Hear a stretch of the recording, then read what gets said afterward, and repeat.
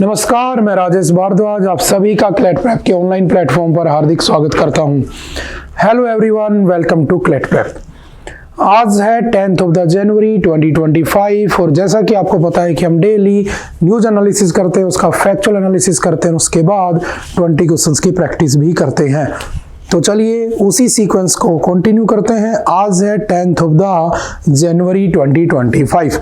तो आज आगे बढ़ने से पहले कौन सा डे बनाया जाता है, तो सिंपल याद रखना, अगर मैं कहूं एज ए इंडियन, ठीक है, कि मैं भारतीय हूं, ठीक है, मैं अपने आप को भारतीय कहता हूं, तो मुझे दुनिया के अंदर अपने कल्चर को क्या करना चाहिए, प्रमोट करना चाहिए। उसको मैं कल्चर को प्रमोट कैसे करूंगा, तो सिंपल सा बात है, मैं अपने कल्चर का जो बेस है क्या है, मेरी लैंग्वेज, ठीक है, तो मैं अपनी लैंग्वेज को प्रमोट करूंगा। तो एज ए इंडियन मेरी जो लैंग्वेज है, आपको पता होगा हमारा जो यूनियन है, उस यूनियन की जो ऑफिशियल लैंग्वेज अडॉप्ट की गई थी, ठीक है, 14th of September 1949 को जब हमारा कॉन्स्टिट्यूशन बना था, आपको पता होगा कंप्लीट कब हो गया था, 26th of November 1949। That's why हम क्या बनाते हैं, 26 नवंबर को कॉन्स्टिट्यूशन डे बनाते हैं ना। अडोप्ट हमने कंप्लीटली कब किया था, 26 जनवरी को, तो हम 26 जनवरी को रिपब्लिक डे बनाते हैं। लेकिन इसी प्रोसेस के बीच में दौरान 14th of September को हमने क्या किया था, Hindi was adopted as the official language of the union of India, ठीक है। तो उस दिन हम क्या बनाते हैं, तो उस दिन हम बनाते हैं हिंदी दिवस, ठीक है, यानी कि हमारा नेशनल हिंदी दिवस मनाते हैं, ठीक है। और हमें पूरी दुनिया में हमारे कल्चर को प्रमोट करना चाहिए, तो हम किससे जाने जाएंगे, हमारी लैंग्वेज से। तो हमें हिंदी को प्रमोट करना चाहिए। जैसे आपने देखा होगा जर्मनी में मोस्टली जर्मन बोलते हैं वो लोग, है ना, जापान वाले जापानीज बोलते हैं, ठीक है, चाइना वाले चीनी बोलते हैं। वो बात की बात है कि हमें बाहर जाना होता है तो उस समय हमें इंटरनेशनल लेवल पर इंग्लिश भी आनी चाहिए, बिकॉज इंग्लिश एक इंटरनेशनल लेवल की लैंग्वेज बन चुकी है, समझ गए। तो हमें हिंदी को भी प्रमोट करना चाहिए। तो आज जो है ना 10th of जनवरी, बिल्कुल शॉर्ट में याद कर लेना, 10 जनवरी को क्या बनाते हैं हम लोग, तो वर्ल्ड हिंदी डे बनाया जाता है, ठीक है, वर्ल्ड हिंदी डे ऑब्जर्व किया जाता है। सिंपल सा याद रखना, 14th of September को हम बनाते हैं हिंदी दिवस और आज हम बनाते हैं वर्ल्ड हिंदी डे, ठीक है। और याद रखना हमारी जो लैंग्वेज है, आपने पढ़ा होगा जो हमारा कॉन्स्टिट्यूशन है उसमें काफी बहस भी हुई थी, है ना, कि कौन सी लैंग्वेज को रखा जाए, कौन सी को नहीं रखा जाए, ठीक है। तो याद रखना हमारे कॉन्स्टिट्यूशन में एक शेड्यूल है, ठीक है, शेड्यूल नंबर 8, और इस शेड्यूल नंबर 8 में टोटल जो लैंग्वेज इंक्लूडेड है, टोटल लैंग्वेजेस जो इसके अंदर इंक्लूडेड हैं वो कितनी है, तो वो है टोटल, याद रखना 22, ठीक है। पहले ये 14 थी, देन ये 18 हुई, आज के दिन ये 22 भाषाएं इसमें इंक्लूडेड है। कई बार ऐसा क्वेश्चन आ जाता है कि which of the following language is not a part of the schedule number 8, ठीक है। हालांकि कभी कभी ऐसे क्वेश्चन देखने को मिलते हैं, बस याद रखना 22 लैंग्वेज है, 8 नंबर के शेड्यूल में डाली हुई है, ठीक है। और हिंदी हमारी क्या है, तो देखा जाए तो 1949 में हमने हिंदी को क्या अडॉप्ट किया था as a official language of the union. और आज क्या बनाया जाता है, तो आज है वर्ल्ड हिंदी दिवस, ठीक है, वर्ल्ड हिंदी डे बनाया जाता है और 14th of September को हिंदी दिवस मनाया जाता है। सिंपल सा याद रखना, ठीक है। उसके बाद चलते हैं नेक्स्ट, ठीक है। फर्स्ट न्यूज आती है हमारे सामने, इंडिया यूएस। चलो मुझे एक क्वेश्चन बताना, जब इतना पढ़ ही रहे हो, कि एक तो होता है लैंग्वेज, है ना, there are total 22 languages in schedule number 8 of the Indian constitution, ठीक है। तो एक होता है क्लासिकल लैंग्वेज, है ना। तो क्लासिकल लैंग्वेज वो होती है जो लगभग 1500 से 2000 ईयर्स का बैकग्राउंड हो, उसके पास हिस्ट्री हो, वो किसी दूसरी लैंग्वेज से ड्रिवन यानी कि निकाली नहीं गई हो, ठीक है। ऐसी भारत में कितनी कह सकता हूँ क्लासिकल लैंग्वेजेज हैं, तो याद रखना 11, पहले 6 थी, इस बार 5 को ऐड कर दिया गया। तो चलो मुझे बताना कमेंट करके कौन कौन सी नई 5 लैंग्वेजेस को ऐड किया गया था in the classical language list, ठीक है। तो वो भी टॉपिक आपका कंप्लीट हो जाएगा, ठीक है। चलते हैं next. India US to jointly manufacture interoperable sonobuoys is for the navy. तो सिंपल वन लाइनर में याद रखना, इंडिया और यूएस क्या कर रहे हैं, आपस में मिलकर एक नया डिवाइस डेवलप कर रहे हैं जिसे हम क्या कहते हैं, सोनोबायोसेर कहा जाता है। ठीक है, सोनोबायस।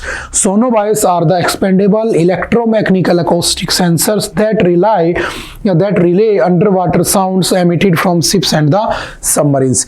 मान लो तुम्हें इंडियन ओशियन में या किसी भी ओशियन में तुम्हें इस बात का पता करना है कि कोई सबमरीन आ रही है कि नहीं आ रही है, किसी आवाज को पहचानना है, तो ये जो सोनोबायर्स होते हैं ये वहां पर ड्रॉप कर दिए जाते हैं, ये बिना किसी आवाज किए। ठीक है, deployment, they are deployed by the dropping them into the ocean from aircraft और launching them from the ships or submarines. Multiple of them can be deployed in a pattern to determine the exact location of a target.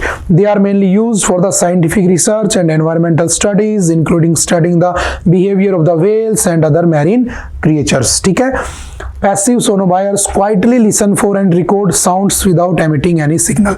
बिना किसी signal के emit किए हुए वो दूसरे जो sound आते हैं उनको रिकॉर्ड करेंगे। उससे हमें क्या होगा, जो हमारे वेल्स वगैरह हैं, जो अदर मैरीन क्रिएचर्स हैं, उनकी स्टडी करने में भी हेल्प मिलेगी।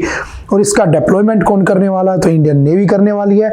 किससे हम लेने वाले हैं, तो यूएस से लेने वाले हैं। दोनों का ज्वाइंट मैन्युफैक्चरिंग प्रोग्राम है। सिंपल सा वन लाइनर में याद रखना।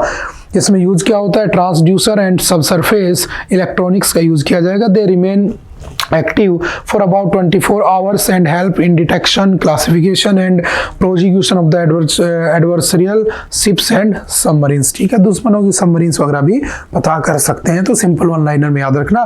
पूछ लेगा recently sonobuoys were seen in the news, कौन कौन बना रहा है, क्या होते हैं क्या नहीं होते हैं, दो चार बातें सिंपल सी याद रखना। ठीक है, चलते हैं नेक्स्ट। ठीक है, same sex marriage, Supreme Court rejects review of the judgement. देखो बहुत ध्यान से समझना। ठीक है, आपने सुना होगा कि शादी करना है ना, मैरिज। ठीक है, अब एक बात याद रखना, मैरिज किस में आता है, तो आपने फंडामेंटल राइट्स पढ़े होंगे, फंडामेंटल राइट्स पढ़े होंगे। उन फंडामेंटल राइट्स में एक आर्टिकल आता है, आर्टिकल 21। और आर्टिकल 21 मुझे क्या कहता है, तो राइट टू लिव। और कैसे जीने की आजादी है, तो याद रखना विद डिग्निटी। ठीक है, मुझे डिग्निटी से जीने का राइट है। और मुझे कैसे जीने का राइट है, तो याद रखना इन ए वेरी हेल्दी एनवायरनमेंट। मुझे बहुत हेल्दी एनवायरनमेंट मिलना चाहिए, यानी कि उसमें मुझे अच्छा खाना मिले, मुझे अच्छी हवा मिले और मुझे अच्छा पानी मिले पीने को। तो ऐसे एनवायरनमेंट में मुझे जीने का राइट है। ठीक है, हो गया। अब कहा गया इसी 21 में इंक्लूड किया गया राइट टू, याद रखना राइट टू चूज। ठीक है, मैं जिससे चाहूं उससे शादी कर सकता हूं, राइट चॉइस है मेरी, और मेरे को उस चॉइस का राइट है, जो कि मेरा क्या है, फंडामेंटल राइट। बहुत ध्यान से समझना। ठीक है, राइट टू चूज या right to choice is my fundamental right. और राइट टू चूज में ये आता है कि मैरी करना, शादी करना। मैं जिससे चाहूं उससे शादी कर सकता हूं। अगर मुझे पसंद नहीं है तो मैं शादी नहीं करूंगा। तो मेरी पर्सनल चॉइस में आ गया, तो मैं इसको ये कह सकता हूं कि राइट टू पर्सनल चॉइस मेरे पास है। बेसिकली समझने के लिए ऐसा ध्यान रखना।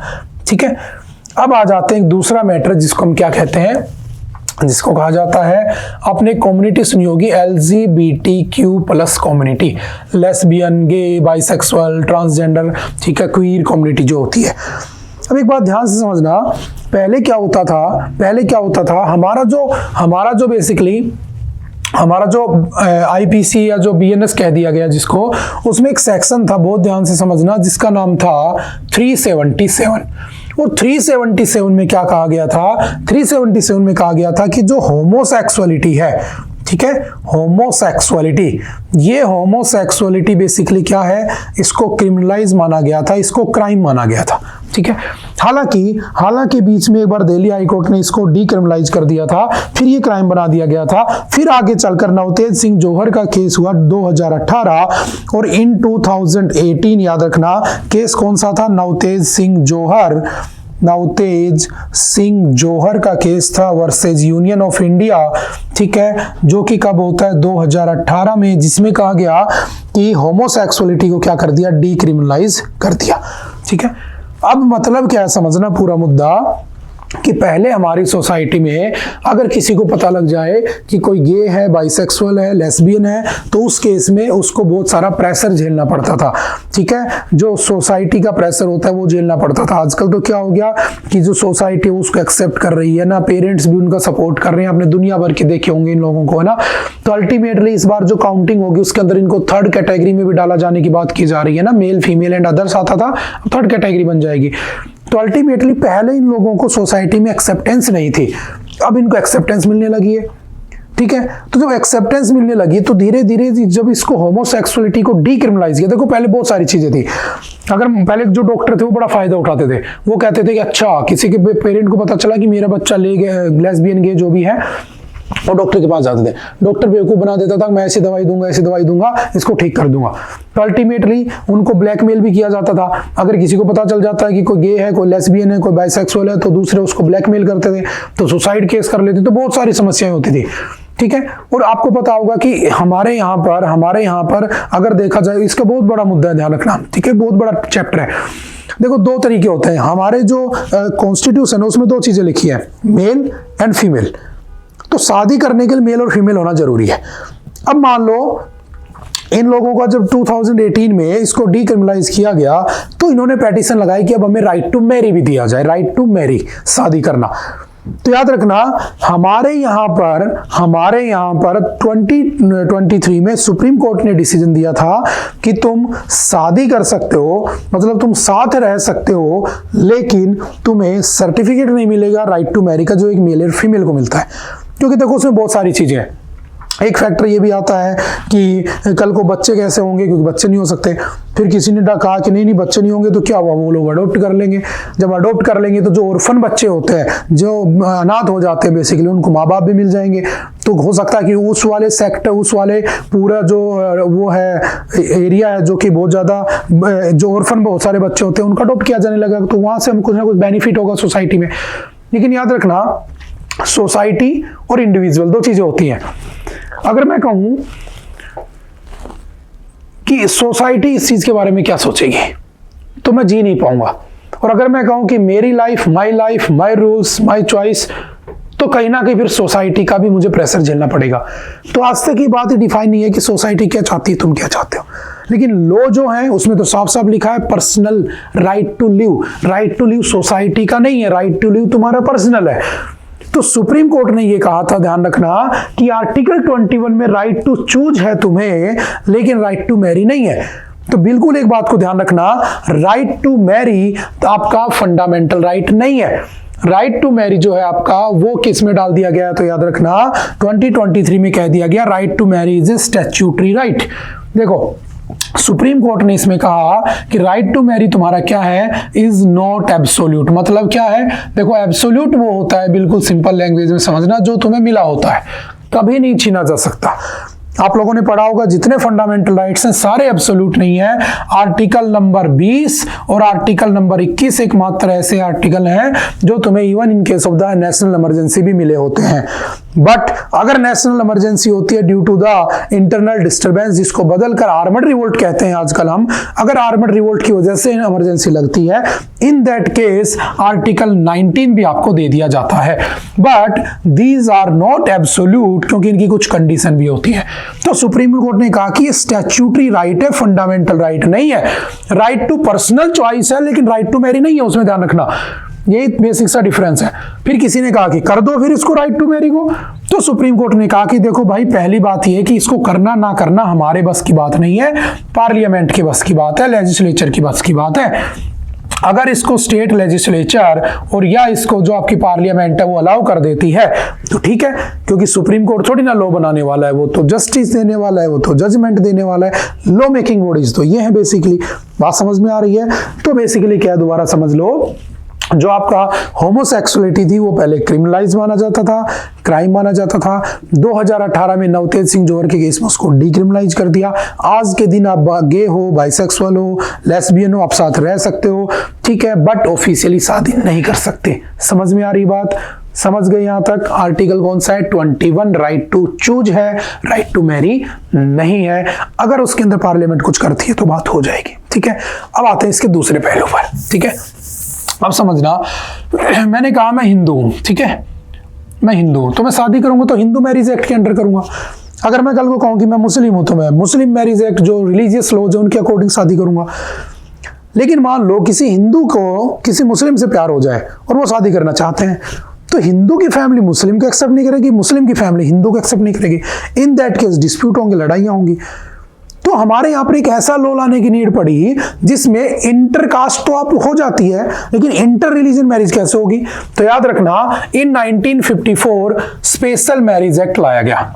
ठीक है, समझना पूरा मुद्दा, स्पेशल मैरिज एक्ट लाया गया। और स्पेशल मैरिज एक्ट में कह दिया गया कि आप इंटर रिलीजन मैरिज कर सकते हो, इंटर रिलीजियस मैरिज कर सकते हो। तो किसी ने पेटिशन लगाई कि जब हमारा राइट टू मैरी नहीं है तो स्पेशल मैरिज एक्ट के अंदर जब वो लोग गए, जो कि बेसिकली गे थे, बाइसेक्सुअल थे, उन लोगों ने पेटिशन लगाई तो कहा कि यार जो आपका एसएमए है ना, स्पेशल मैरिज एक्ट, उसमें सिर्फ मेल है और फीमेल है, इसमें कहीं भी आपने ट्रांसजेंडर या LGBTQ वाले कम्युनिटी का नाम नहीं लिखा। फिर सुप्रीम कोर्ट ने वही बात कही कि भाई हम ये बनाने वाले नहीं है, we are not the law makers. Law maker कौन है? पार्लियामेंट या स्टेट लेजिस्लेचर, उनसे पूछो, अगर वो बना देंगे कुछ बात होगी तो हम डिसीजन दे देंगे। बात समझ में आ रही है? तो याद रखना, even in special marriage act में भी LGBTQ की शादी के बारे में कुछ नहीं लिखा। आर्टिकल 21 तुम्हें राइट टू चूज देता है, पर्सनल चॉइस देता है, लेकिन वो तुम्हें राइट टू मैरी का राइट नहीं देता है, तो फंडामेंटल राइट नहीं है, इस बात को ध्यान रखना। ठीक है, सेक्शन 377 क्या था? होमोसेक्सुअलिटी, जिसको क्या कर दिया गया? बेसिकली डीक्रिमिनलाइज कर दिया जा चुका है 2018 में, ध्यान रखना। और किसने किया था? उस समय जस्टिस BR गवई ने डिसीजन दिया था, 5 जजों की बेंच बैठी थी, 3:2 में डिसीजन आया था, सिंपल याद रखना। ठीक है, बात समझ में आ रही है? तो इतना बिल्कुल बेसिक सा ध्यान रखना। अब मुद्दा क्या है? तो किसी ने उस डिसीजन को दोबारा से क्या किया? कोर्ट में चैलेंज किया, और जब दोबारा कोर्ट में चैलेंज किया तो दोबारा से सेम सेक्स मैरिज को सुप्रीम कोर्ट ने क्या कर दिया? रिजेक्ट कर दिया। बोला जो पहले वाला जो जस्टिस BR गवई वाला जो डिसीजन था वो क्या है? बिल्कुल सही है, हम उसको दोबारा से उसको और नहीं करना चाहते। ठीक है, तुम्हें पार्लियामेंट के पास जाना चाहिए, वो लो बना देगी तो हम देख लेंगे। बात समझ में आ रही है? ये बातें 2-4 एटलीस्ट याद रखना। ठीक है, ओके। इससे पहले कौन कौन से केस हैं? तो देखो, मैरिज जो थी उसको फंडामेंटल राइट कहा गया था, साफिन जहां वर्सेज अशोकन केस के अंदर। ठीक है, 2018 में जो हुआ था। फिर उसको आर्टिकल 21 में पर्सनल चॉइस कह दिया गया था। 2023 के अंदर उसको क्या कह दिया गया? नवतेज सिंह जोहर 2018 में उसको इक्वल राइट और प्रोटेक्शन होनी चाहिए कह दिया गया। ठीक है, हिंदू मैरिज एक्ट 1955 में आया था, सिंपल याद रखना। मुस्लिम पर्सनल लॉ एप्लीकेशन एक्ट कब आया था? 1937 में। और इन दोनों को ही काउंटर करने के लिए क्या आया था? फिर स्पेशल मैरिज एक्ट आया था। कहीं भी सेम सेक्स मैरिज का कॉन्सेप्ट नहीं है, इस बात को ध्यान रखना। शादी करना तुम्हारा राइट टू चूज है, फंडामेंटल राइट नहीं है। ठीक है, नॉट एब्सोल्यूट। चलते हैं नेक्स्ट।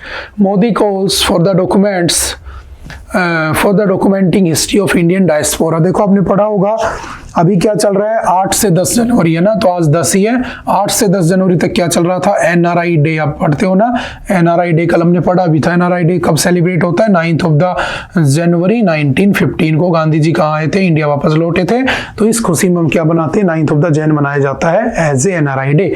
तो कुछ लोग वो होते हैं जो इंडियन हैं, ठीक है, इंडिया में ही रहते हैं, और कुछ लोग ऐसे हैं जो हैं तो इंडियंस ही लेकिन दे रिसाइड आउटसाइड ऑफ इंडिया, तो हम उसे क्या कह देते हैं? नॉन रेजिडेंट ऑफ इंडिया कह देते हैं। ठीक है, जिनको डायस्पोरा भी कह दिया जाता है, उनका हमारे इंडिया के सोसाइटी के डेवलपमेंट में, या कह सकता हूं कि बहुत बड़ा रोल भी रहता है। ठीक है, तो सिंपल सा याद रखना।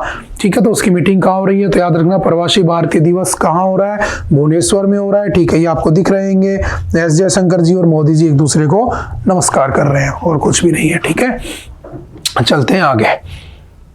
We need accessibility rules that are based on principles। देखो, बहुत ही अच्छा आर्टिकल लिखा हुआ है, अगर आप इसको ध्यान से पढ़ोगे तो आपको कुछ ना कुछ नया भी सीखने को मिलेगा, और आपको एग्जाम के पॉइंट ऑफ व्यू से भी बहुत सारी बातें पता चलेंगी।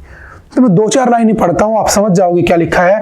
The supreme court in Rajiv Ratauri versus union of India 2024 held rule 15 of the rights of the persons with the disabilities rules 2017 violative of the rights of persons with disabilities act 2016। तो एक act आया था, right of the persons with the disabilities act 2016, जिसको कहा गया कि उसका क्या हो रहा है? वॉयलेशन हो रहा है। The court reasoned that the rule was drafted in a discriminatory tone, whereas the corresponding provisions section 40, 45, 44, 46, 89 in the act imposed a mandatory obligation for the government. जब इसको पढ़ोगे तो आप समझ जाओगे। मैं इसकी थीम लाइन समझा देता हूँ, ठीक है क्या। देखो मैं आपसे कहता हूँ इक्वालिटी, ठीक है। आपने पढ़ा होगा कि हमारा जो कॉन्स्टिट्यूशन है आर्टिकल 14 वो कहता है कि इक्वालिटी बिफोर लॉ, है ना, कानून के सामने सब क्या है, बराबर है, ठीक है। किसी के साथ कोई भेदभाव नहीं होगा। किन 5 ग्राउंड्स के बिहाफ पर, तो जेंडर, कास्ट, रिलीजन, रेसिज्म, ठीक है, place of birth, in 5 behalf पर किसी के साथ भी क्या नहीं होगा, डिस्क्रिमिनेशन नहीं होगा। सही बात है, ठीक है। फिर आप पढ़ते हो, मैंने कहा कि जो पर्सन होते हैं जो डिसेबिलिटीज के साथ होते हैं, मतलब अपंग जो लोग होते हैं जिनको दिव्यांग कहा गया था, ठीक है, ऐसे लोगों के साथ अगर मान लो अन्याय हो रहा है तो क्या करोगे। तो ऐसे लोगों के साथ इक्वलिटी लाने के लिए एक एक्ट पास किया गया, सिंपल याद रखना, जिसे कहा गया right of the person with disabilities act 2016। तो आपसे सिंपल वन लाइनर में पूछ लेगा when was the right of persons with disabilities act was passed, तो इन 2016। किसके लिए आया था, राइट टू इक्वालिटी, क्योंकि इक्वालिटी देना हमारे कॉन्स्टिट्यूशन में लिखा हुआ है। इवन इन प्रीएम्बल में भी इक्वालिटी के बारे में लिखा हुआ है, जो कि हमने फ्रेंच रिवॉल्यूशन से उठा रखी है, ठीक है। तो अब एक बात समझना, हुआ क्या, इस पूरे मुद्दे में पाया गया, इस पूरे मुद्दे में केस कौन सा है, तो याद रखना Rajiv Ratauri versus union of India 2024। इस पूरे मुद्दे में पाया गया कि जो कहा जाता है ना कि जो पर्सन विद डिसेबिलिटीज के साथ होते हैं उनके साथ जो इक्वालिटी होती है, एक्चुअल में वो इक्वालिटी तुम्हें देखने को नहीं मिलेगी। एक रिसर्च निकल कर आती है जिसमें बताया गया कि ये पूरा का पूरा जो इक्वालिटी का मैटर है ये एक्सेसिबल ही नहीं है उन लोगों तक, मतलब उनको मिलता ही नहीं है। इसीलिए we need accessibility rules that are based on the principles. बात समझ में आ रही है। तो मैं सिंपल वन लाइनर में इसको खत्म करना चाहूंगा कि जो पर्सन विद डिसेबिलिटी होते हैं उनके साथ क्या होना चाहिए, इक्वालिटी होनी चाहिए। वो बेसिकली देखने को नहीं मिलती। इवन यूनाइटेड नेशन भी ये बिल बात कह चुका है कि जो लोग हैं उनके पास क्या पहुंचनी चाहिए, इक्वालिटी पहुंचनी चाहिए, एक्सेसिबिलिटी होनी चाहिए। किन लोगों के पास एक्सेसिबिलिटी होनी चाहिए, जो क्या है, डिसेबल्ड है बेसिकली। बात समझ में आ रही है। तो इस बात को भी याद रखना। और उसका टारगेट आई थिंक 2040 बना रखा उन्होंने। चलो मुझे ढूंढ के बताना कौन सा टारगेट ये है टू यूनाइटेड नेशन का, जो एक्सेसिबिलिटी पहुंचाना चाहता है किस तक, पर्सन्स विद द डिसेबिलिटी तक, ठीक है, ठीक है। और अगर मैं कहूँ कि किसकी जिम्मेदारी है कि इन लोगों को बेसिकली वो दिया जाए, राइट टू जो डिसेबल्ड पर्सन होते हैं उनकी हेल्प की जाए, तो याद रखना हमारे डीपीएसपी में इसको डाला हुआ है ना, DPSP, directive principle of the state policy. इसका मतलब होता है स्टेट जब भी पॉलिसी बनाएगा इन प्रिंसिपल्स का ध्यान रखेगा। इस डीपीएसपी का एक आर्टिकल आता है आर्टिकल 41, जो कहता है state will make provisions to provide right to work. क्या देगा वो तुम्हें, राइट टू वर्क देगा, ठीक है। वो तुम्हें क्या देगा, राइट टू हेल्थ देगा, राइट टू हेल्थ। इसीलिए तुमने पढ़ा होगा राजस्थान पहला स्टेट बना था जिसने right to health bill pass किया था, ठीक है, एक्ट पास किया था। इसी में लिखा है the state will make provisions to help person with the disabilities. जो हैंडीकैप लोग होंगे उनकी हेल्प कौन करेगा, स्टेट करेगा। तुमने देखा होगा बहुत से स्टेट में जो डिसेबल लोग होते हैं उनको पेंशन दी जाती है, 2,500 रुपए, 3,000 रुपए, जो भी वो लोग देते हैं, ठीक है। तो ये डीपीएसपी का पार्ट है बेसिकली। एफआर में नहीं लिखा हुआ है, डीपीएसपी का पार्ट है, स्टेट के ऊपर है। दे तो दे, ना दे तो ना दे, because in DPSP these are not enforceable by any court of law, ठीक है। सिंपल सा याद रखना। उसके बाद चलते हैं next. Section 152 of the BNS should not become a proxy of sedition. देखो समझना, व्हाट इज सेडिशन। सेडिशन का मतलब होता है कि हम किसी के ऊपर देशद्रोह का केस लगा दें कि भाई ये बंदा देशद्रोही है, ठीक है। अब एक बात बताओ, देशद्रोह कौन हो सकता है, जो नेशन के अगेंस्ट काम करे। बहुत ध्यान से समझना इस पूरे मुद्दे को। जो नेशन के अगेंस्ट या नेशन के अगेंस्ट काम करे, जो मेरे देश के खिलाफ काम करे, जो टेररिस्ट एक्टिविटीज में इन्वॉल्व हो, जो मेरे देश की सोवेरेनिटी को खराब करना चाह रहा हो, जो मेरे देश की इंटीग्रिटी को खराब करना चाह रहा हो, जिसने कुछ ऐसी स्पीच दी हो जिससे मेरे देश की सोवेरेनिटी को नुकसान पहुंच रहा हो, जिसने कुछ ऐसा बोला हो, कुछ ऐसा स्टेटमेंट दे दिया हो जिससे मेरे देश की सोवेरेनिटी और इंटीग्रिटी को नुकसान पहुंच रहा हो, सिक्योरिटी को नुकसान पहुंच रहा हो, उस पर्सन के ऊपर मैं क्या लगा सकता हूं, सेडिशन लगा सकता हूं। तो आपने पढ़ा होगा कि जो हमारा आईपीसी था, Indian penal code, Indian penal code के सेक्शन नंबर, बहुत ध्यान से समझना, 124 के ए में लिखा हुआ था कि हम किसी ऐसे पर्सन के ऊपर सेडिशन के चार्जेस लगा सकते हैं जो पर्सन देश के अगेंस्ट काम करता है, दैट्स इट। ठीक है, working against the sovereignty of the nation, वो देशद्रोही होगा। अब मान लो मैं यहां पर खड़ा हूं, मैं आपको पढ़ा रहा हूं और मैंने सरकार के खिलाफ कुछ बोल दिया है ना, गवर्नमेंट के खिलाफ कुछ बोल दिया, तो मेरे ऊपर सेडिशन के चार्जेस लग जाते हैं और मुझे जेल में डाल दिया जाता है। तो बस ये मुद्दा यही है कि अगर देखा जाए तो नेशन है या गवर्नमेंट है, तो याद रखना गवर्नमेंट तो आती जाती रहती है, यही तो मेरे देश की डेमोक्रेसी की खूबसूरती है कि सरकार को मैं खरी खोटी सुना सकता हूं, क्योंकि सरकार को नहीं सुनाऊंगा तो मनमानी करेगा। लेकिन इसमें क्या था कि सेडिशन सिर्फ उस पे लगेगा जो नेशन के अगेंस्ट बोलेगा, ना कि सरकार के अगेंस्ट। तो याद रखना बीच में बहुत सारे यूट्यूबर्स थे, बहुत सारे नेता थे, अपोजिशन के नेता थे जिन्होंने सरकार के ऊपर अटैक किया होता है, लेकिन सरकार ने उसको नेशन के अगेंस्ट घुमा फिरा कर उनको जेल में डाल दिया। तो सुप्रीम कोर्ट भी इतना दुखी हो चुका था, जैसे मैं आपको यूएपीए समझाता हूं उसका मिसयूज होता है, जैसे पीएमएलए में आपको समझाता हूं उसका मिसयूज होता है, मैं नहीं कहता, सुप्रीम कोर्ट ये बात कहता है। तो सुप्रीम कोर्ट ने कहा कि भाई तुम सेडिशन लॉ का भी मिसयूज करते हो। उसने बोला किसी और सेंस में था, तुमने कह दिया कि वो अपोजिशन का नेता लोगों को भड़का रहा था, लोग इससे दंगे कर देंगे, उसने जाटों के खिलाफ कुछ बोल दिया, यादवों के खिलाफ कुछ बोल दिया, ब्राह्मणों के खिलाफ कुछ बोल दिया, वो दंगे करवा रहा था, उसको जेल में डाल दिया। तो सुप्रीम कोर्ट ने साफ साफ कहा कि तुम्हें एक सिंपल लाइन में समझाना होगा कि उसने क्या गलत बोला, क्या वो सच में सेडिशन के लोग उसके ऊपर अप्लाई होना चाहिए। तो सरकार उसको मिसयूज कर रही थी बेसिकली। बात समझ में आ रही, जैसे पीएमएलए में किसी को भी अंदर डाल दिया, केस नहीं मिला तो 6 महीने बाद छोड़ दिया, 6 महीने तक वो बंदा जेल में रहा, उसका जो पॉलिटिकल बेनिफिट था उठा लिया इन लोगों ने, तो वो भी अनकॉन्स्टिट्यूशनल है, ये भी अनकॉन्स्टिट्यूशनल है। तो याद रखना सुप्रीम कोर्ट ने कभी भी इस सेडिशन लॉ को अनकॉन्स्टिट्यूशनल डिक्लेयर नहीं किया, बट इन 2022 सुप्रीम कोर्ट ने इस सेक्शन 124 के ए के ऊपर क्या लगा दिया था, स्टे लगा दिया था, बोला इसका यूज नहीं करेंगे। ठीक है, क्योंकि ये सरकार जो है ना वो अपना वो करने के लिए, अपना काम निकालने के लिए क्या करती है, गलत यूज करती है, और करती है सरकार, बिल्कुल करती है, कोई भी सरकार वो करती है। तो अल्टीमेटली कहा गया इसको हटाया जाए, बोले ठीक है हटा देंगे। अब इसमें प्रोविजन क्या है कि अगर मान लो आप पे सेडिशन लग गया तो आप ना तो कोई गवर्नमेंट जॉब के लिए अप्लाई कर सकते हो, आपको कम से कम 3 साल और ज्यादा से ज्यादा लाइफ इंप्रिजमेंट की सजा हो सकती है, और इवन इसमें फाइन भी लगा सकते हैं आपके ऊपर। तो आप तो सरकार के खिलाफ बोलने से डरोगे, क्योंकि तुमने सरकार को गलत बोला तो सरकार कह देगी तो देश को गलत बोल रहा है। तो एक पॉलिटिकल पार्टी को गलत बोलना देश को गलत बोलना नहीं हो सकता, बात ध्यान रखना, क्योंकि पॉलिटिकल पार्टियां तो आती जाती रहेंगी, सैकड़ों पॉलिटिकल पार्टीज हैं, बात समझ में आ रही है। तो कहा गया ये तो गलत बात है। फिर क्या हुआ, फिर जो 3 क्रिमिनल लॉज थे वो पास हुए, आईपीसी का, सीआरपीसी का, इनका नाम बदल दिया गया, और जब नाम बदल दिया गया तो हुआ कुछ नहीं, इन्होंने क्या किया, उस सेक्शन 152 को उसमें आपके बीएनएस में जोड़ दिया, और बीएनएस के उस सेक्शन 152 में याद रखना इन्होंने किसको रखा, तो सेम सेडिशन को रखा। ठीक है, लेकिन दिक्कत क्या है समझना, इन्होंने यही डिस्कस किया दोनों ने कि जब आप इसको पढ़ोगे ना 152 को, तो एटलीस्ट जब ये सेक्शन समझना, जब ये सेक्शन 124A हुआ करता था, अब ये बन चुका है सेक्शन 152। ठीक है, तो जब ये आईपीसी का पार्ट था, अब ये बीएनएस का पार्ट है, ध्यान रखना, भारतीय न्याय संहिता, इसमें फिर भी एक लेयर थी जो ये डिफाइन कर रही थी कि भाई तुम नेशन के खिलाफ बोलोगे तो तुम्हारे पे लगेगा, गवर्नमेंट के खिलाफ बोलोगे तो नहीं लगेगा। लेकिन ये लोग इसका मिसयूज करते थे बहका कर कि नहीं इसने गवर्नमेंट के खिलाफ बोला तो इसकी डायरेक्शन नेशन के खिलाफ ही थी। बट इसमें तो इन्होंने साफ साफ कर दिया कि अगर तुमने गवर्नमेंट के खिलाफ भी बोल दिया तो तुम्हें जेल में डाल दिया जाएगा। तो क्या 152 का जो सेक्शन है वो 124A को ही रिप्रेजेंट करता है? पहला क्वेश्चन। दूसरा क्वेश्चन, क्या हमारे देश को इस कानून की जरूरत है?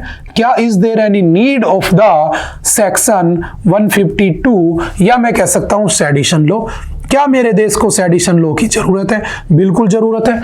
अगर मैं कल को सेडिशन लॉ ना लगाऊं तो कोई भी उठकर कहेगा खालिस्तान दे दो, कोई कहेगा ये स्थान दे दो, कोई कहेगा वो स्थान दे दो। मेरे देश के अंदर तो सेपरेटिज्म बढ़ जाएगा, मतलब कि टूटना शुरू हो जाएगा। फिर उस सरदार वल्लभ भाई पटेल जी का क्या मतलब रह गया, जिन्होंने पूरे भारत को जोड़ा था, जबरदस्ती हैदराबाद के निजाम को आर्मी भेजकर रोका था, इस देश को यूनाइट किया था, क्या मतलब रह जाएगा? तो अगर ये लॉ नहीं होगा तो सेपरेटिज्म बढ़ेगा, बात समझ में आ रही है, रीजनलिज्म बढ़ेगा, क्योंकि रीजन वाइज टूट जाएंगे हम लोग, बात समझ में आ रही है। बहुत सारे इसके रीजन हो सकते हैं। तो नीड तो है, but we need a define या ट्रांसपेरेंट रूल कि किसको तुम गद्दार कहोगे, किसको गद्दार नहीं कहोगे। कल को मैं सरकार के ऊपर कुछ बोल जाऊं यहां और शाम को मुझे जेल में डाल दिया जाए तो वो बात सही नहीं है, क्योंकि मैं सरकार को बोल रहा हूं, मैं देश को नहीं बोल रहा। बात समझ में आ रही है? सिंपल सा मतलब है, अगर तुम सरकार प्रेमी नहीं हो तो इन लॉज के अकॉर्डिंग तुम्हें देश प्रेमी भी नहीं माना जाएगा। तुम सरकार के विरोधी हो तो तुम्हें देश का विरोधी मान लिया जाएगा। समझ में आ रही है क्या है उसमें, क्या नहीं है? न्यूज़पेपर उठाकर इसको पढ़ना, तुम्हें सब क्लियर हो जाएगा एक्चुअल में क्या है इसमें। समझ में आ रही है? थीम लाइन आप समझ चुके होंगे, ठीक है। कुछ केसेस भी हुए हैं, हम उनको एक बार डिस्कस भी कर लेते हैं। जैसे राजस्थान हाई कोर्ट ने Tejendra Pal Singh versus state of Rajasthan का केस था 2024, ठीक है। इसमें question against using section 152 of the Bharatiya Nyaya Sanhita as a tool to stifle legitimate dissent, ठीक है। उसको आप एक टूल की तरह यूज नहीं कर सकते कि मेरा बेनिफिट हो रहा है, वो मेरे खिलाफ बोल रहा है ना, मेरी सरकार है, मेरी बदनामी हो सकती है, उठाकर जेल में डाल दो और लोगों को कह दो कि वो तो देश के खिलाफ बोल रहा था। समझ में आ रही बात? तो वो पूरा मैटर है। 2022 में BNS was enacted, the Supreme Court had suspended pending criminal trials, बताया था ना, सस्पेंड कर दिया था। This was followed by the verbal proclamation by the Union Home Minister that sedition would be repealed as an offense. Section 152 of the BNS criminalizes any act exciting succession, ठीक है, secession, armed rebellion and subversive activities. It also criminalizes acts encouraging feelings of the separatism or endangering the sovereignty, unity, integrity, वही सब जो मैंने अभी बताया था। While the BNS does not formally use the term sedition, the Rajasthan High Court's recent decision hints the specter of the sedition still looms large on the BMNS, ठीक है। तो वैसा ही कुछ चेंजमेंट नहीं किया।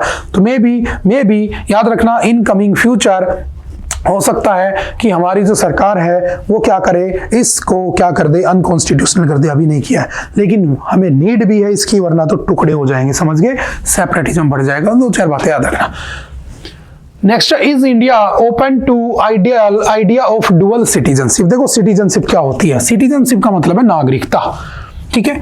तो मेरे देश में जो सिटीजनशिप है मेरे पास, वो कौन से देश की सिटीजनशिप है? अगर मैं कहूं तो सिंपल याद रखना, सिटीजनशिप का कॉन्सेप्ट हमने इंग्लैंड के कॉन्स्टिट्यूशन से उठा रखा है, इंग्लिश कॉन्स्टिट्यूशन से। हमारा पूरा कॉन्स्टिट्यूशन कॉपी पेस्ट है, याद रखना, ठीक है। जिस देश का जो अच्छा लगा हमने उठा लिया। हमें फंडामेंटल ड्यूटीज अच्छी लगी किसकी? रशिया की, हमने उठा ली रशियन कॉन्स्टिट्यूशन से। हमें डीपीएसपी अच्छे लगे आयरिश कॉन्स्टिट्यूशन के, हमने उठा लिए। हमें फंडामेंटल राइट्स अच्छे लगे अमेरिका के, हमने उठा लिए। हमें इमरजेंसी अच्छी लगी किसकी? जर्मनी की, हमने उठा ली। तो ऐसे हमने बहुत सारी चीजों को कॉपी पेस्ट किया हुआ है। समझ में आ रही बात? तो हमने सिटीजनशिप भी उठा ली। तो सिटीजनशिप का concept is taken from the English constitution, पहली बात, इंग्लैंड से। आर्टिकल कौन कौन से हैं? तो याद रखना, आर्टिकल 5 से 11 हमारे किसके बारे में बताते हैं? सिटीजनशिप के बारे में, ठीक है। 12 से 35 फिर फंडामेंटल राइट आ जाते हैं, ठीक है। और कैसी सिटीजनशिप है मेरे पास? तो याद रखना, एज ए इंडियन मेरे पास सिंगल सिटीजनशिप है, डुअल सिटीजनशिप नहीं है। मतलब एट ए टाइम मैं सिर्फ और सिर्फ एक देश का सिटीजन हो सकता हूं, या तो इंडिया का या बाहर का। अगर अच्छा, पहला क्वेश्चन आएगा कि सर सिटीजनशिप जो होती है ना कैसे मिलती है? तो याद रखना, सिटीजनशिप को पाने के 5 तरीके हैं, ठीक है। पहला तरीका क्या होता है? बाय बर्थ, कि भाई तुम्हारा जन्म ही यहाँ हुआ हो। दूसरा तरीका होता है पेरेंट, है ना, कि तुम्हारे माता पिता यहाँ पर पैदा हुए हो, डिसेंट जिसको बोलते हैं। तीसरा तरीका कि भाई तुम अपने आप को रजिस्टर करवा लो, तो बाय रजिस्ट्रेशन भी तुम आ सकते हो, ठीक है। चौथा तरीका होता है कि भाई तुम क्या करो, नेचुरलाइजेशन से पा सकते हो, ठीक है। तुम दूसरे देश में रहते हो लेकिन मेरे देश का प्रमोशन करते हो, मेरे कल्चर को बढ़ाते हो, तो मिल जाएगा। लास्ट तरीका होता है बाय एक्वासिजन, यानी कि बाय एक्वायरिंग एरिया। मान लो कल को पाकिस्तान के लाहौर को हम कब्जा लें, तो लाहौर के लोग ऑटोमेटिकली कहाँ के हो जाएंगे? भारत के हो जाएंगे। There are 5 ways to get the Indian citizenship and there are 2 ways to दो तरीके हैं जिनसे छोड़ सकते हो, या तो बाय सेल्फ खुद छोड़ दो, या सरकार तुम्हें लात मारकर भगा दे। तो दो तरीके से छूट सकती है, 5 तरीके से मिल सकती है, ठीक है। अब क्वेश्चन ये आता है कि क्या भारत के पास, तो सिंपल सा याद रखना, इंडिया के पास डुअल सिटीजनशिप होनी चाहिए नहीं होनी चाहिए, उसका एक मैटर समझना। मैंने कहा कि मेरे पास डुअल सिटीजनशिप है, ठीक है, मेरे पास डुअल सिटीजनशिप है, ठीक है। अब मैंने कहा कि मैं इंडिया का भी नागरिक हूं और मैं यूके का भी नागरिक हूं, ठीक है। तो क्या मैं लॉयल्टी रख पाऊंगा क्या, कि मैं लॉयल किधर रहूंगा? बिल्कुल नहीं रख पाऊंगा। तो सबसे पहला कंसर्न आता है लॉयल्टी, कि मैं यहां का भी हूं, यहां का भी हूं, यहां पर जो पॉलिटिकल बेनिफिट जो होते हैं वो मुझे नहीं मिल पाएंगे, या मैं नेता चूज करने के टाइम पर वोट करने तो आ जाता हूं लेकिन रहता मैं यूके में हूं, तो बेसिकली मुझे तो फर्क ही नहीं पड़ रहा। बात समझ में आ रही है? तो इससे क्या होगा, लॉयल्टी कम हो जाएगी। इससे क्या होगा, रीजनलिज्म बढ़ेगा। रीजनलिज्म का मतलब क्या है कि इंडिया वाले तुमसे नफरत करने लगेंगे कि यार हम तो इंडिया में रहते हैं, हम वोट करते हैं, हम नेता को चुनते हैं, ये तो आते हैं चुनकर चले जाते हैं, इनको तो मतलब नहीं है, टैक्स बढ़ रहा है तो हम पे बढ़ रहा है, तो रीजनलिज्म बढ़ जाएगा, लड़ाइयां होने लगेंगी, दंगे होने लगेंगे। तो कुछ देश ऐसे हैं जो डुअल सिटीजनशिप को प्रोवाइड कराते हैं, कुछ नहीं कराते हैं। तो इंडिया डुअल सिटीजनशिप नहीं देता है। तो मेरा क्वेश्चन ये है, या इसमें ये पूछा गया है कि क्या होनी चाहिए क्या, तो बताओ, तुम मुझे कमेंट करके बताना कि क्या इंडिया को डुअल सिटीजनशिप रखनी चाहिए या नहीं रखनी चाहिए। मैंने बता दिया उसका बेनिफिट क्या है, उसका नुकसान क्या है। बेनिफिट ये है कि कल्चर बढ़ेगा, है ना। तुम दो देश के नागरिक हो, कभी वहां रहते हो कभी यहाँ रहते हो, तो कल्चरल जो तुम्हारे रिलेशन वो स्ट्रांग होंगे। एक दूसरे के यहाँ का कल्चर क्या हो जाएगा, बेसिकली यूज कर सकते हैं, ट्रांसफर कर सकते हैं, समझ के। तो ये 2-4 बातें सिंपल सी याद रखना, बस इतना याद रखना है कि हमारे यहाँ पर आर्टिकल कौन कौन से हैं, तो 5 से 11 तक हैं। पाने के 5 तरीके हैं, खोने के 2 तरीके हैं। अभी आपने पढ़ा होगा सिटीजनशिप अमेंडमेंट एक्ट आया था, कब आया था वो 2019 में आया था, उसको अभी इंप्लीमेंट कर दिया गया है। और इसमें कह दिया गया है कि जो लोग 31 दिसंबर 2014 से पहले आए थे, सॉरी उसके बाद आए हैं, वो कौन कौन से 3 देश से, तो याद रखना अफगानिस्तान, पाकिस्तान और आपके म्यांमार से, ठीक है, ठीक है। तो उन लोगों को क्या दिखाना होगा, बेसिकली अपने डॉक्यूमेंट्स दिखाने होंगे। अच्छा ये म्यांमार है या बांग्लादेश, चलो मुझे तीनों कमेंट करके बताना कौन कौन से देश हैं, अफगानिस्तान, पाकिस्तान या बांग्लादेश, ठीक है। इन 3 देशों से आने वाले लोगों को अलाउ किया जाएगा जब वो अपने वहाँ के कोई डॉक्यूमेंट दिखा देंगे, वहाँ की कोई 10th की मार्कशीट, वो सब, ठीक है। ये सब इलीगल एंट्रीज को रोकने के लिए मना किया गया था। इलीगल माइग्रेंट नहीं होना चाहिए, लीगल माइग्रेंट होना चाहिए, ठीक है। तो सिंपल सा बताना कौन कौन सी कम्युनिटी से आने वाले लोगों को अलाउ किया गया था। काफी बार पढ़ चुके हम ये चीजें, ठीक है। चलते हैं नेक्स्ट। जैसे इससे पहले एक बार हो चुका है मीरा अल्फासा, जिनको क्या कहा गया था, the mother whose work inspired many and who founded the Aurobindo ashram in Puducherry became an Indian citizen despite earlier campaigning for the dual citizenship. मतलब इन्होंने क्या किया था, पहले डुअल सिटीजनशिप के लिए कैंपेन किए थे, बाद में वो इंडियन की सिटीजन बन चुकी थी। आपने देखा होगा मदर टेरेसा, वो भी क्या बन गई थी, इंडियन सिटीजन बन गई थी। एंड इकोनॉमिस्ट जॉन ड्रेजे, वो भी क्या बन गया था, इंडियन सिटीजन। अच्छा एक बात समझना, मैं आपसे कहता हूं एक क्वेश्चन, कि मान लो कल को कोई प्रेसिडेंट बनना चाहता है, तो भारत का प्रेसिडेंट बनने के लिए, इंडिया का प्रेसिडेंट बनने के लिए क्या कंडीशन है, आपने पढ़ा हुआ है पॉलिटी में। पहली कंडीशन आती है सिटीजन ऑफ इंडिया होना चाहिए। लेकिन मैंने तुमसे कहा सिटीजन ऑफ इंडिया होने के लिए मुझे क्या करना होगा, 5 तरीके से मैं सिटीजनशिप पा सकता हूं। तो मान लो कोई पर्सन पाकिस्तान में पैदा हुआ था लेकिन वो किसी तरीके से भारत की सिटीजनशिप पा गया, तो ही और सी आर एलिजिबल फॉर, किसके लिए एलिजिबल है, to become the president of India, PM of India, कुछ भी बन सकते हैं, because they are the citizen of India.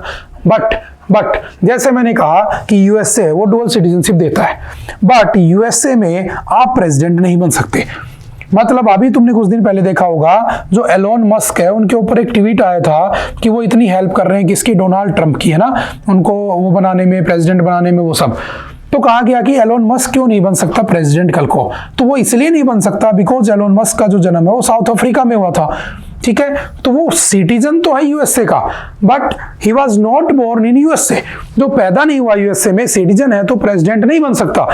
तो जो लोग डुअल सिटीजनशिप देते हैं उन्होंने एक लाइन ड्रॉ कर रखी है कि हाँ तुम डुअल सिटीजनशिप रखो, लेकिन प्रेसिडेंट बनने के लिए, यहाँ पर पॉलिटिकल पावर में आने के लिए तुम्हें वहीं का पैदा होना चाहिए। लेकिन हमारे यहाँ तुमने क्या कर रखा है, सिटीजन ऑफ इंडिया होना चाहिए। तो अगर सिटीजन ऑफ इंडिया है, बात समझ में आ रही है, तो हम उसे डुअल सिटीजनशिप नहीं देंगे, वो एक टाइम पर एक ही देश का सिटीजन होना चाहिए। बात समझ में आ रही है, वरना तो क्या होगा, डुअल सिटीजनशिप है, यहाँ पर लिख दिया बोर्न नहीं होना चाहिए, वो आदमी रहता है अमेरिका में, सिटीजनशिप भारत की भी है, प्रेसिडेंट भी बन गया भारत का, लेकिन रहता वो अमेरिका में है, तो वो फेवर किसको करेगा, अमेरिका को करेगा, इंडिया के लिए लॉयल नहीं रहेगा, वही बात फिर लॉयल्टी का मुद्दा आ जाएगा। समझ में आ रही बात, तो नहीं होना चाहिए बेसिकली देखा जाए तो, ठीक है। कुछ देश देते हैं, जैसे यूएसए देता है, फिनलैंड देता है, अल्बानिया, इजराइल, पाकिस्तान, बहुत सारे देश देते हैं, ठीक है, सिंपल सा याद रखना। Okay, wildfire rages out of control near Los Angeles killing at least 5। आपने देखा होगा लॉस एंजलस में आग लग गई थी और आग लगने की वजह से उसमें लगभग 5000 एकड़ उसमें जमीन जल चुकी है, ठीक है। बहुत सारे लोगों की डेथ हो चुकी है, बड़े बड़े जो सेलिब्रिटीज थे हॉलीवुड के उनके घर जल चुके हैं, उसके अंदर 1000 से ज्यादा स्ट्रक्चर जल चुकी हैं, ठीक है। लगभग 1,80,000 लोगों को वहां से इवैक्यूएट किया जा चुका है, ठीक है। तो ये आग लगी हुई है कहां पर, बेसिकली लॉस एंजलस। तो सिंपल याद रखना, इस मुद्दे को पढ़ने से पहले बस एक बात याद रखना, forest fire. What is forest fire? जंगलों में जो आग लगती है उसे फॉरेस्ट फायर कहते हैं। दो तरीके से लगती है, या तो मैन मेड है, आप जंगल में घूमने गए थे, सफारी करने गए थे, आपने आग लगाई, जलती हुई आग छोड़ दी, वो धीरे धीरे पूरे जंगल में पकड़ गई, ठीक है। आप बीड़ी सिगरेट पी रहे थे, आपने वहीं पर बुझा दी और सूखे पत्तों में लग गई आग, कुछ भी रीजन हो सकता है। एक होता है नेचुरल, इतना कार्बन एमिशन हो चुका है यहाँ पर कि जो पेड़ है वो क्या करते हैं, आपने पढ़ा होगा कि जो पेड़ है बेसिकली क्या करता है, कार्बन CO2 को लेता है और O2 को छोड़ता है। और जो इंसान है तुम्हारी तरह, ठीक है, वो क्या करता है, जैसे बेसिकली वो CO2 छोड़ेगा और O2 लेगा, तो इसको O2 मिल जाता है, इसको CO2। लेकिन इतना ज्यादा कार्बन एमिशन हो रखा है कि पेड़ों के पास ओवर कंजप्शन हो रखा है, तो जब हवाएं चलती हैं, टहनियां आपस में टकराती हैं तो आग लग जाती है फ्रिक्शन की वजह से। तो कुछ भी रीजन हो सकते हैं। तो जो फॉरेस्ट फायर होती है उसको क्या कहा जाता है, बुश भी कहते हैं, वेजिटेशन फायर भी कहते हैं, वाइल्ड फायर भी कहते हैं। और ये क्या होना चाहिए, या तो कोई फ्यूल हो, या ऑक्सीजन हो, या हीट सोर्स मिल जाए तो आग तुरंत लग जाती है। तो याद रखना, मेरा इसमें पढ़ने का सिर्फ एक पर्पज ये है कि अगर मैं फॉरेस्ट फायर की बात कर रहा हूं तो क्यों मेरे लिए जरूरी है, क्योंकि इंडिया में भी बहुत बार फॉरेस्ट फायर लगती रहती हैं। अभी आपने देखा होगा फॉरेस्ट सर्वे आया है एक हमारा ना, फॉरेस्ट सर्वे हुआ था, ठीक है, जिसमें टोटल ग्रीनरी कितनी हमारे, उसमें बताना मुझे कितने परसेंटेज पेड़ भारत में रह गए। ये आपका घर का क्वेश्चन है, ये अभी कुछ दिन पहले पढ़ाया भी था मैंने द हिंदू में, ठीक है। तो इनको तो नुकसान पहुंचा रहे ना, तो बेसिकली फॉरेस्ट फायर के कुछ एडवांटेज है, कुछ डिसएडवांटेज है। एडवांटेज ये है कि इससे जो फॉरेस्ट फ्लोर है वो क्लियर हो जाएगा, मतलब नीचे जो जंगलों में गंदगी पड़ी होती है, टूटे हुए पेड़ वगैरह वो साफ हो जाते हैं अगर माइल्ड लेवल की नीचे नीचे आग लगती है तो। प्रोवाइडिंग हैबिटेट मिल जाता है, ठीक है, डिजीज को मारा जा सकता है, कोई बैक्टीरिया कोई बीमारी फैल रही हो वहीं पर खत्म हो जाए पेड़ों के अंदर जो भी है, ठीक है। न्यूट्रिएंट की रिसाइकलिंग हो जाती है, दोबारा से आग लगेगी, क्या बोलते हैं, राख बनेगी, उससे क्या होगा, खाद बन जाएगा, वो तो बेसिकली नए पेड़ उगेंगे। नुकसान ये है कि इससे प्लांट मर जाते हैं, ठीक है, जल जाते हैं, can lead to erosion and sedimentation हो जाता है, can devastate the ecosystem and threat to the human life. तो पहली बात ये आती है कि मेरे लिए इंपॉर्टेंट क्यों, तो याद रखना आर्टिकल 21 क्या कहता है, राइट टू लाइफ, और कैसे इन हेल्दी एनवायरनमेंट, उसके लिए मुझे फॉरेस्ट का होना बहुत जरूरी है, ठीक है। पहली बात, इंडिया की अगर मैं बात करूं तो फॉरेस्ट कंजर्वेशन एक्ट आया था जो बात करता है कि मुझे क्या करना है, फॉरेस्ट को कंजर्व करना है, प्रिजर्व करना है, जो आया था 1980 में, 1980 में। और अगर मुझे फॉरेस्ट को प्रिजर्व करना है तो मेरे को क्या करना पड़ेगा, एनवायरमेंट प्रोटेक्शन एक्ट, वो कब आया था, तो 1986 में। और अगर मुझे एनवायरमेंट को प्रोटेक्ट करना है, जंगलों को बचाना है, तो जंगलों में जंगली जीव रहते हैं, तो मेरे पास एक्ट आया था कौन सा, वाइल्ड लाइफ प्रोटेक्शन एक्ट। कौन सा, वाइल्ड लाइफ प्रोटेक्शन एक्ट। और ये कब आया था, 1972 में आया था। बहुत समझ में आ रही है। और जो फायर है, जो फॉरेस्ट है, याद रखना forest is a subject of concurrent list. सिर्फ स्टेट की जिम्मेदारी नहीं है जंगल को बचाए, सिर्फ सेंटर की जिम्मेदारी नहीं है। In schedule number 7 there are 3 types of the subject, 1 union list, state list, concurrent list. Forest basically concurrent list में आता है, ठीक है। अभी पिछले साल की बात है, किसी ने पेटिशन लगाई थी, फॉरेस्ट को क्या कर देना चाहिए, नेशनल एसेट डिक्लेयर कर देना चाहिए, वो अभी हुआ नहीं है, ध्यान रखना। समझ में आ रही है। तो ये कुछ बातें फॉरेस्ट के बारे में याद रखना। हमारे यहाँ पर फॉरेस्ट बहुत कम होते जा रहे हैं, उसका कुछ रीजन भी है, बहुत सी जगह आग भी लग जाती है। जैसे अगर मैं भारत की बात करता हूँ, तो भारत में ये वो एरियाज है जहां पर आग लगने के चांसेस लगे रहते हैं। लार्ज फॉरेस्ट फायर 772 बार बड़ी बड़ी आग लग चुकी है आज तक भारत में, ठीक है, जो कि पूरे के पूरे उसको क्या करती है, फॉरेस्ट को, पूरे के पूरे पेड़ों को साफ कर देती है, ठीक है। तो इसको 2-4 बातों को सिंपल सा याद रखना। जैसे मेघालय में 59 टाइम्स लग चुकी है, त्रिपुरा में 1 बार, मिजोरम में 110 बार, ठीक है। ये फॉरेस्ट सर्वे ऑफ इंडिया का डाटा कहता है, ठीक है। चलो मुझे बताना कि फॉरेस्ट सर्वे ऑफ इंडिया कब बनाता है, एक बार पढ़ा चुका हूं मैं पहले, ठीक है। ये आपका घर का क्वेश्चन है, जस्ट इसको पढ़ लेना। आई थिंक आज के लिए इतना ही था। आई होप कि आपको चीज़ें समझ में आई होंगी। फिर भी अगर कोई डाउट रहता है तो आप आकर एनी टाइम मिल सकते हैं। Okay, bye bye, thank you, have a nice day. मिलते हैं दोबारा।